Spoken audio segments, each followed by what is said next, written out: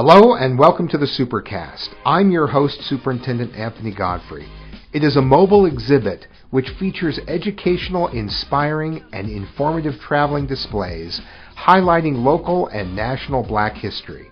On this episode of the Supercast, we take you to Valley High School, where students participated in Black History Month activities involving music, art, fashion, and food, along with a special stop from Utah's Black History Museum bus.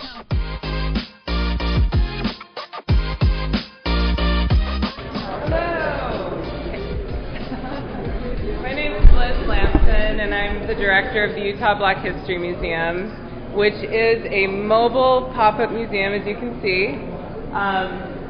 So how I got involved in this, I was asked to paint a school bus. So I painted this side of the school bus, and another artist, Gretel Tam, painted the other side. And on it, we put some Utah Black historical figures. We've got Jane Manning James, Wallace Henry Thurman. Ruby Bridges is a national figure. Have any of you heard of Ruby Bridges? Who can tell me who Ruby Bridges was? Wasn't she like a kindergartner that was going to a white school? Yeah, she was during the time schools were desegregated, and she was brought to a white school, and there was a huge uproar. So she was just a great example of courage in that time. Take some time to look at our artifacts and display, and I hope you learn a lot. If you have any questions, let me know, and I hope you enjoy the museum experience. We always begin a drum circle by acknowledging the four directions, and all drumming begins with a heartbeat. So what I would like you to do is pick up your drum, and we will begin with a heartbeat. We may overwhelm your mic. So the first sound any child hears is the beat of their mother's heart. So the heartbeat is always the center of who we are as human beings. So we begin with a heartbeat. I will do it once, then you do it. This is called sound and respond, okay?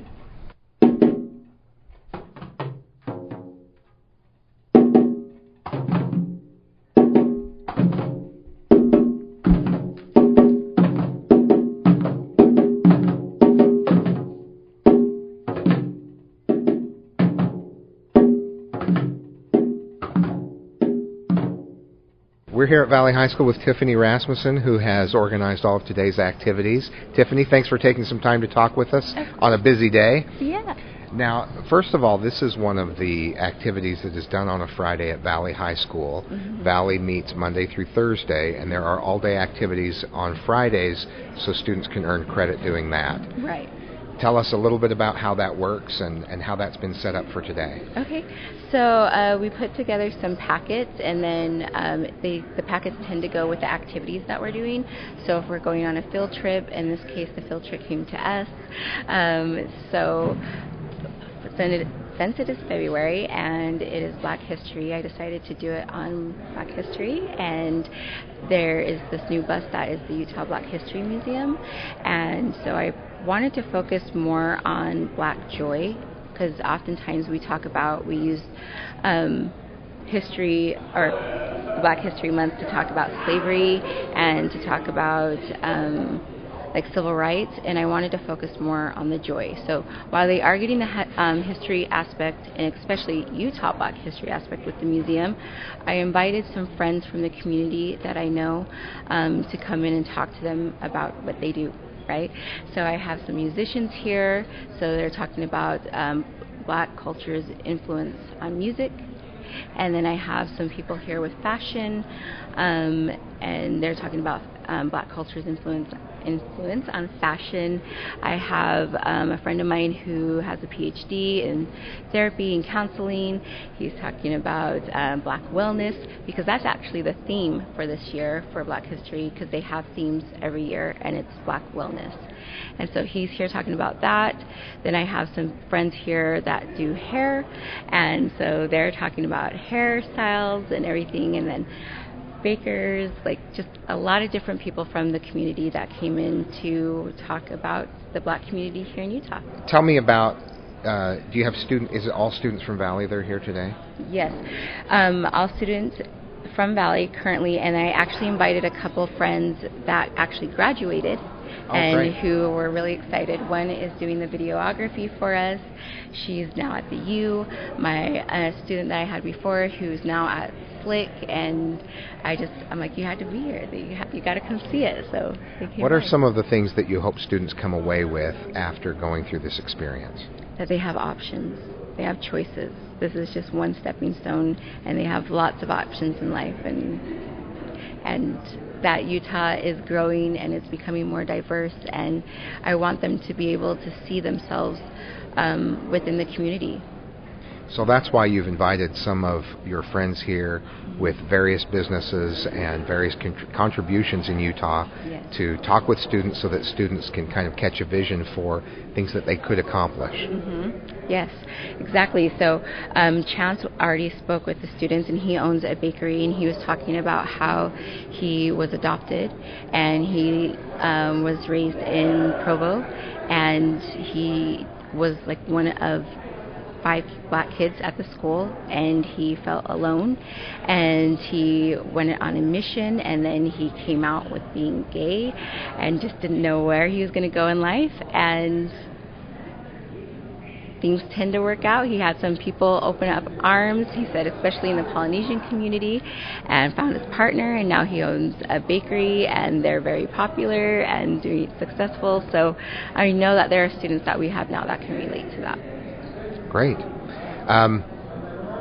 Tell me about the Black History bus. It's the Black History Museum bus. Yes. So tell me about the Utah Black History Museum bus. So what I know about them is that they just started, and they wanted to, because we don't have anything that really shows the Utah history, right? The black pioneers that came. And so they wanted a way that they could commute and go to schools and go to fairs and just get around the community. They have a lot of insightful books. They have a lot of insightful information. They have artifacts. It's really cool. It's something that I wish that I had when I was younger. So I'm really excited that I can share it with my students now. Stay with us. When we come back, more from Valley High and Black History Month activities.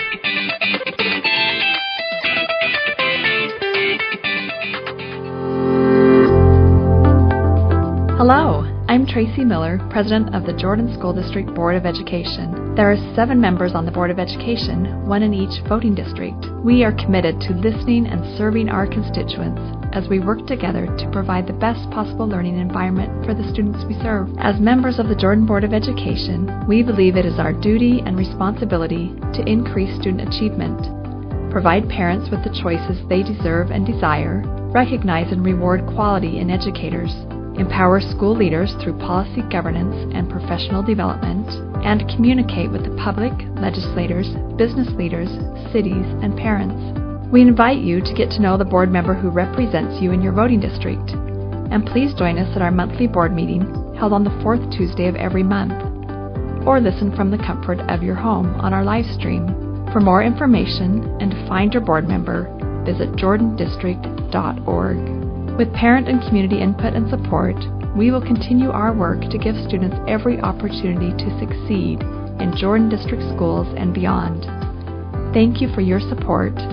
We look forward to seeing you soon. Tell me your name. Kylela, and tell me what you've learned participating in today's activity. Well, something that I've learned personally is that, like, a lot of people think that Black History Month is just talking about what happened in the past, like slavery and lynching and stuff. But today we're really celebrating about how far African Americans have come, and we're really celebrating them and their successes. And so what are some of the successes that you learned about and have talked about today? Well, like Chance was saying, he's not only is he black, but he's also LGBTQ, and he's been able to overcome like all the challenges that come with that. Will you describe some of the activities and events that are set up for students today? So upstairs we have a fashion station where they're going to be talking about like black-owned fashion businesses and some of their apparel that they have. We also have a music station set up where you can play some African drums. We have our bakery station over here that Chance is running. And then over here is our station for the Black History Bus Museum. So you can kind of just look around and you can see like books and pictures that African Americans have produced. We also have a hair station where they're going to be talking about how to deal with like locks and curly hair and afros and stuff like that. Great. So what does Black History Month mean for you? So I feel like Black History Month is where we can celebrate how far people have come.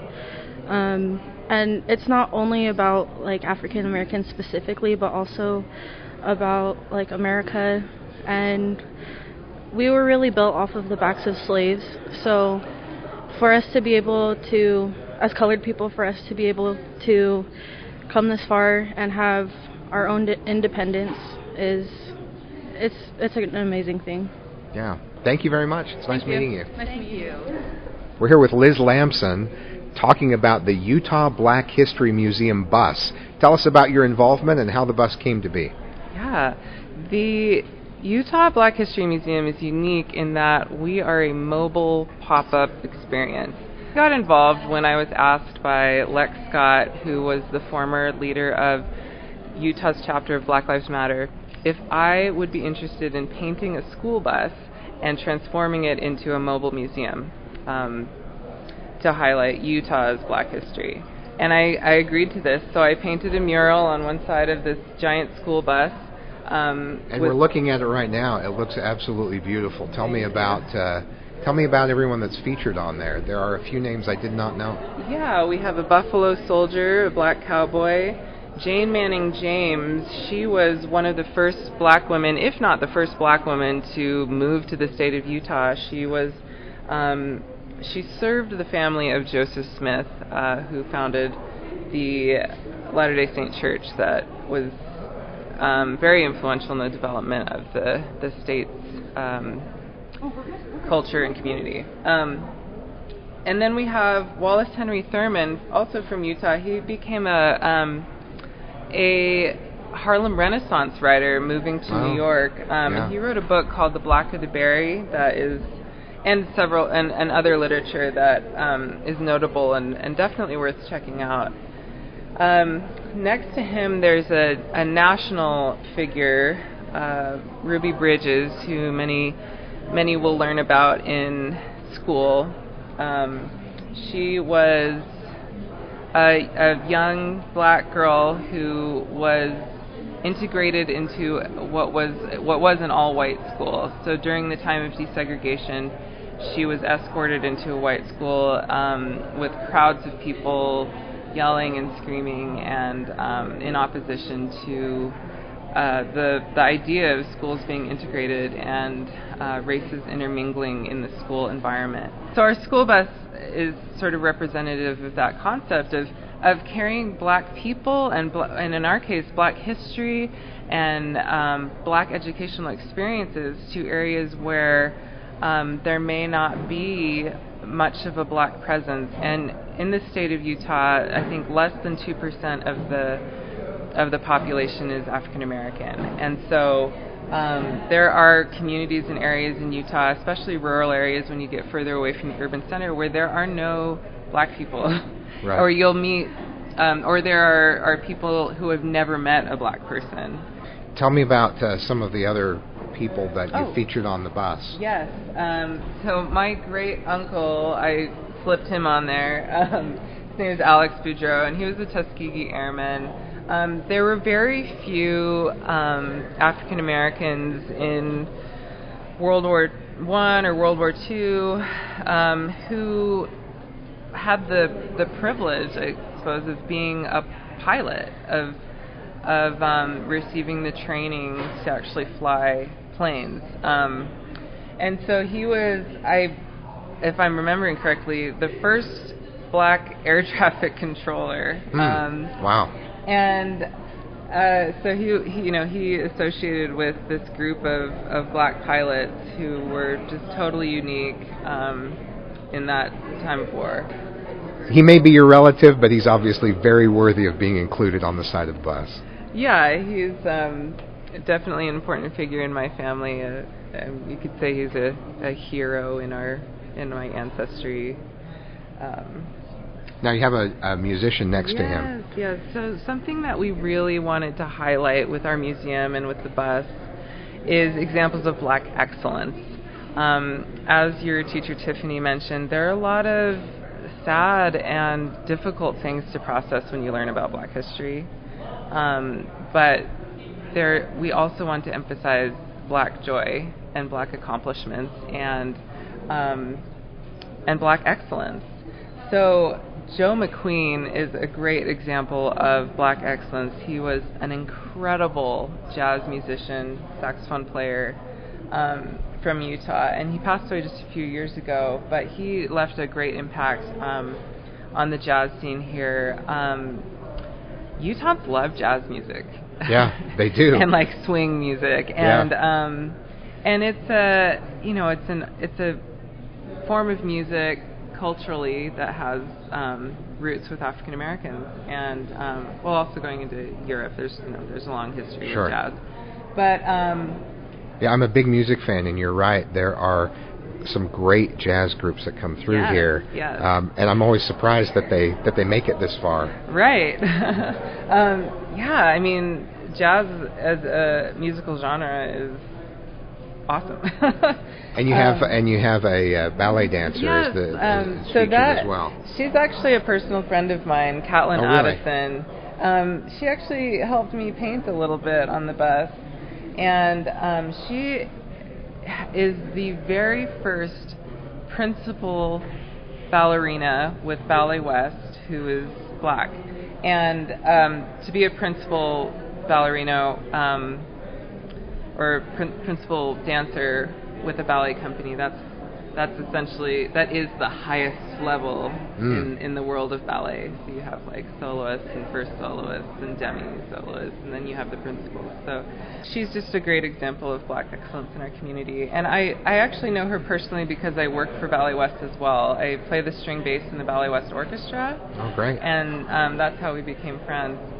You find that things like classical music lessons, ballet lessons, or any kind of education in the fine arts has not been as accessible historically to the black community or to people of color. So there's still an ongoing effort today to provide these opportunities and make them accessible to people of color. Sure. I'm the only African American. I'm actually Korean African American. My mother's from Korea and my dad is from Louisiana, kind of French Creole black background. And I'm the only African American, Korean African American in the Ballet West Orchestra. And there are people of color in the ballet company, the dance company, as they recruit dancers from all over the world. But as the orchestra is drawn from the local community, the local Utah community, you'll find that, less than 2% of the population here is black. An even smaller percent will be involved in the fine arts, just because of the history and trends with the fine arts being kind of reserved for the elite classes. What would you hope that someone experiencing the Utah Black History Museum would come away with? That is a great question. I love seeing people interact with this museum, and I see them learning things that they didn't know. And I think that's our goal here, is to share what is actually old information that suddenly becomes like new information because you didn't know it before. So I just love to see people's eyes opening and perspectives widening as they learn about things that they've never heard or seen before. I hope also that people can walk away from this with a greater appreciation for some of the struggles that Black people have gone through, not just in the world or in our nation, but in our state specifically. We have stories here of Black people who have fought against the odds and struggled to make a place for themselves and their families in the state. As students experience this museum and they see pictures and faces of actual Black Utahns, I hope that they can feel a real connection with those people. What we hope is that through this museum experience, we can just create meaningful connections between people who are different from each other. Okay, great. Thank you very much. It's a pleasure meeting you, and this is awesome.